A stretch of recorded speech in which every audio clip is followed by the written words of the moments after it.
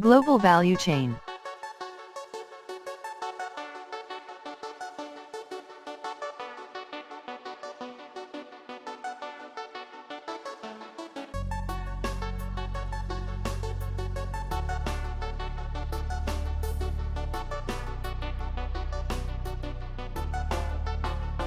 Today, we will study about what is GVC, the importance of GVC, dimensions of GVC analysis and upgrading. Did you still remember the division of labor? Did you still remember the division of labor? This production process involves several tasks. Farmer, labor in factory, driver, seller in store. Now imagine this same process involves several countries in global scope. The term global value chain refers to the full range of activities that firms, farmers, and workers carry out to bring a product or service from its conception to its end use. These activities include design, production, processing, assembly, distribution, maintenance and repair, marketing, finance, and consumer services. These functions are distributed among many firms scattered around the world. The importance of GVC. The GVC framework allows one to understand how global industries are organized by examining the structure and dynamics of different actors involved in a given industry.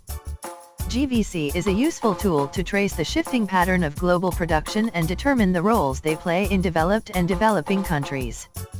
It focuses on the sequences of value added within industry. It examines the job descriptions, technologies, standards, regulations, product, process, and market in specific industry and places, thus providing a holistic view of global industries. There are four basic dimensions that GVC methodology explores. First, an input-output structure, which describe the process of transforming raw materials into final product. Second, geographical consideration. Third, a governance structure, which explains how the value chain controlled, and fourth, an institutional context in which industry value chain is embedded. Input-output structure is used to identify the main activities or segment in the global value chain, and also to identify the dynamic and structure of companies under each segment of value chain.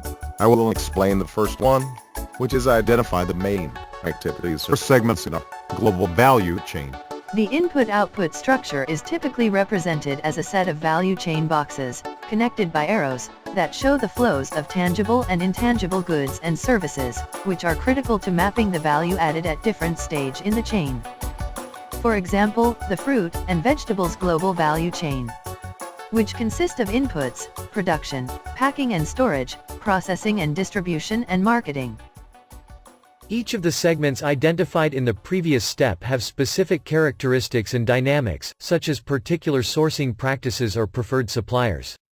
For example, in the fruits and vegetable value chain, the inputs for the processing segment may come from fruits that were intended for export but did not meet the quality controls, or it may come from production grown exclusively for processing. Geographic scope. In the global economy, countries participate in industries by leveraging their competitive advantages in assets. Usually developing countries offer low labor costs and raw materials, while rich nations with highly educated talent are behind research and development and product design. As a result, firms and workers in widely separated locations affect one another more than they have in the past. Geographical analysis is based first on the identification of the lead firms in each segment of the value chain. Governance analysis allows one to understand how a chain is controlled and coordinated when certain actors in the chain have more power than others. Chain. Initially in the Global Commodity Chains framework, governance was described broadly in terms of buyer-driven or producer-driven chains. Analysis of buyer-driven chains highlights the powerful role of large retailers, such as Walmart and Tesco, as well as highly successfully branded merchandisers, example, Nike, Reebok, in dictating the way the chains are operated by requiring suppliers to meet certain standards and protocols, despite limited or no production capabilities. In contrast, producer-driven chains are more vertically integrated along all segments of the supply chain and leverage the technological or scale advantages of integrated suppliers. The institutional framework identifies how local, national and international conditions and policies shape the globalization in each stage of the value chain. Geography, 1995. GVCs are embedded within local economic, social and institutional dynamics. Insertion in the GVC depends significantly on these local conditions. Economic conditions include the availability of key inputs, labor costs, available infrastructure and access to other resources such as finance. Social context governs the availability of labor and its skill level, such as female participation in the labor force and access to education. And finally, institutions includes tax and labor regulation, subsidies, and education and innovation policy that can promote or hinder industry growth and development.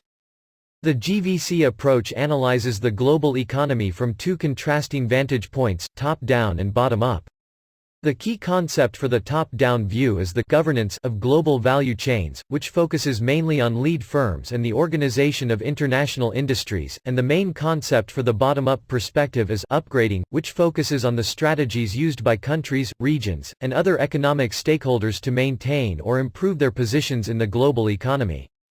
Economic upgrading is defined as firms, countries or regions moving to higher value activities in GVCs in order to increase the benefits, e.g. security, profits, value-added, capabilities from participating in global production. From a dynamic perspective, we can think about upgrading as linked to a series of economic roles and capabilities associated with production and export activities, such as assembly based on imported inputs typical of export processing zones, original equipment manufacturing (OEM), also known as full package production, original brand name manufacturing (OBM), and original design manufacturing (ODM).